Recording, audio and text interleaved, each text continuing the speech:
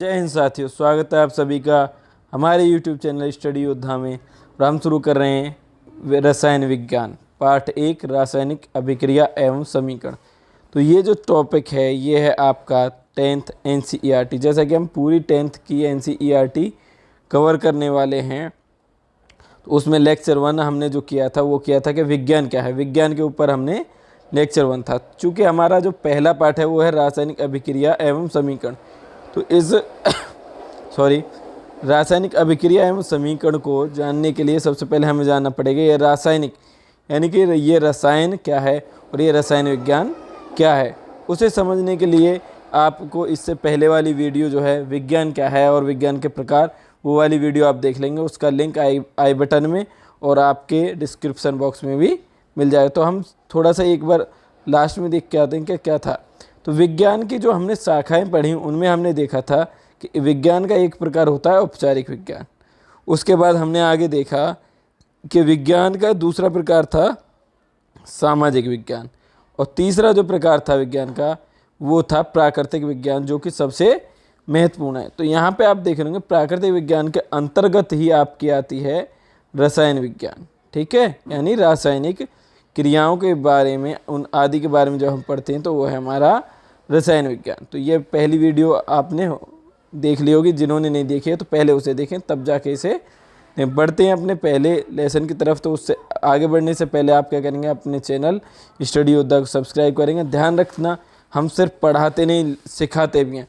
Main motive हमारा रहेगा सिखाने के ऊपर कि आपको किस तरीके से समझाया जाए, क्योंकि रटी हुई चीज़ें एक समय बाद आप भूल जाते हैं, हमारी मेमोरी से निकल जाती हैं, और जो चीज़ें हम समझ लेते हैं सीख लेते हैं वो हमें काफ़ी आगे तक पूरे जीवन हमारा साथ देती हैं। तो अब देखते हैं हम एक एक करके रसायन विज्ञान की परिभाषाओं को। तो रसायन विज्ञान की जो परिभाषा है वो यहाँ पे आप देख रहेंगे बहुत सारी हैं। पहली परिभाषा है रसायन विज्ञान एक प्राकृतिक विज्ञान है।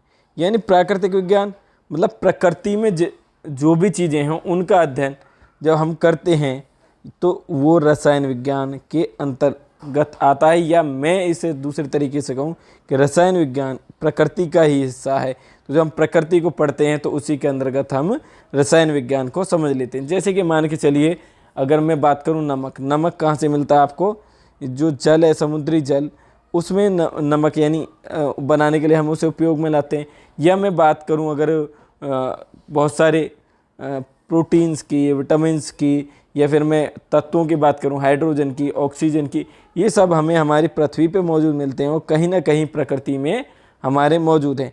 प्रकृति को पढ़ते समय ही हम रसायन विज्ञान का अध्ययन कर लेते हैं। तो इस तरीके से हम पहली परिभाषा को समझे कि रसायन विज्ञान का मतलब है कि रसायन विज्ञान एक प्राकृतिक विज्ञान है। आगे बढ़ते हैं, अगली परिभाषा देखते हैं कि रसायन विज्ञान के अंतर्गत हम मुख्यतः करते क्या, यानी प्रकृति में से भी किन चीज़ों का हम यहाँ पे अध्ययन करते हैं। प्रकृति में से भी, तो प्रकृति में से हम तत्व यानी तत्वों का अध्ययन करते हैं। तत्व आपने 9th क्लास में पढ़ लिए होंगे अच्छे से। और इनसे बनने वाले गलत लिखे यौगिकों का अध्ययन किया जाता है। तत्वों तथा इनसे बनने वाले जो यौगिक हैं उन सभी का अध्ययन हम रसायन विज्ञान के अंतर्गत करते हैं। आपने 9th क्लास में तत्व, द्रव्य, ये सारी चीज़ें पढ़ ली होंगी। नहीं पढ़ी हैं तो हम बहुत जल्दी 9th की NCERT भी कवर करेंगे, वहाँ पे आप देख लेंगे। और परेशान बिल्कुल मत होइए, ये सारी चीज़ें मैं आगे चल के आप सभी को फिर से बताने वाला हूँ। तो यहाँ तक हम समझे कि रसायन विज्ञान एक प्राकृतिक विज्ञान है और रसायन विज्ञान के अंतर्गत हम तत्व और उनसे बनने वाले यौगिकों का अध्ययन करते हैं। अब आते हैं परमाणु तथा अणु। जैसा कि आप सभी को पता है कि दुनिया में जो बहुत सारी चीज़ें हैं, निर्जीव चीज़ों की मुख्यतः मैं बात करूं, वो इस तरह के छोटे छोटे कणों से मिलकर बनी होती हैं। ये कण किस चीज़ से मिलकर बने होते हैं? अणुओं से। ठीक है, और अणु किस चीज़ के मिलकर बने हैं? परमाणु से। जब हम किसी भी चीज़ को उसके आंतरिक संरचना का संगठन की बात करेंगे तो परमाणु अणु की बात करेंगे। परमाणु और अणु के आधार पर जब हम किसी भी चीज़ को पढ़ते हैं तो वो भी हमारा रसायन विज्ञान के अंतर्गत ही आ जाता है। ठीक है, आगे बढ़ते हैं, आगे देखते हैं रसायन विज्ञान अनुभव और उनके रूपांतरण यहाँ बेटा गलत लिख गया, ये अनुभव नहीं है, वो मिस टाइपिंग हो जाती है ना कभी कभी, उसके लिए सॉरी। तो यहाँ पे ऐसा कुछ अनुभव नहीं लिखा है, ठीक है ना। तो आप यहाँ समझेंगे कि रसायन विज्ञान है क्या। यहाँ पे जो अणु है ना, इसी को यहाँ पे लिखा गया था लेकिन मिसमैच हो गया। तो रसायन विज्ञान अणुओं और उनके रूपांतरण का विज्ञान है। अणु किस तरीके से बनते हैं, किस तरीके से वो अपना रूप परिवर्तित करते हैं, उन सभी को। जैसे कि मान के चलिए दूध से दही का बनना, ये एक रासायनिक क्रिया हो गई ना। तो इसमें क्या हुआ, अणुओं की संरचना बदल गई।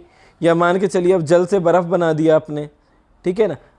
ये सब क्या है, रासायनिक अभिक्रियाएं होती हैं। तो रूपांतरण यानी अणुओं के रूपांतरण की घटनाओं का अध्ययन यहाँ पे करते हैं। यह न केवल तत्व, यहाँ केवल हम तो तत्वों को ही नहीं पढ़ते, केवल तत्वों को पढ़ लिया जो 100 के करीब 118 तत्व, ये इनको केवल नहीं पढ़ा जाता। इसके अलावा इनसे निर्मित होने वाले असंख्य प्रकार के अणुओं को भी पढ़ा जाता है। तो केवल हम अणु या परमाणु तक सीमित ना होकर इनसे बनने वाले लाखों करोड़ों प्रकार के यौगिकों और अणुओं की यहाँ पे चर्चा करते हैं। आगे देखते हैं हम, अगली हमारी डेफिनेशन है कि रसायन विज्ञान विज्ञान की वह शाखा है जिसके, देखो विज्ञान की शाखा तो है, ये हम समझ ही चुके हैं अच्छे से, जिसके अंतर्गत पदार्थ, पदार्थ क्या चीज़ें, वो सारी चीज़ें दुनिया की जो कुछ स्थान घेरती हैं या जिनमें कुछ वजन होता है, वो सारी चीज़ें क्या कहलाती हैं, हमारी पदार्थ कहलाती हैं। ये भी 9th क्लास का टॉपिक है, क्योंकि रसायन विज्ञान की शुरुआत आपकी 9th में हुई थी, वो आप सभी को कर लेना चाहिए था। तो अंतर्गत हम पदार्थों और उनके गुण क्या हैं, उनका संगठन किस प्रकार से है।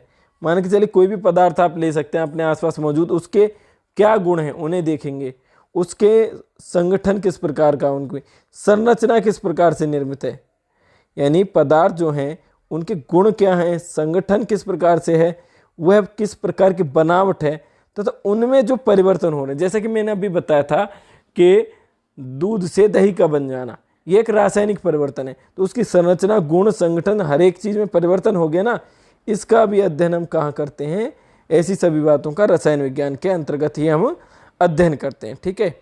अब बढ़ते हैं आगे अगली स्लाइड में। अगली स्लाइड में देखते हैं कि चलिए मान के चले हम पुराने भारत में भी क्या रसायन विज्ञान नहीं था, हम मान के चले मॉडर्न लोगों ने ही रसायन विज्ञान दिया, ऐसी बात तो नहीं है।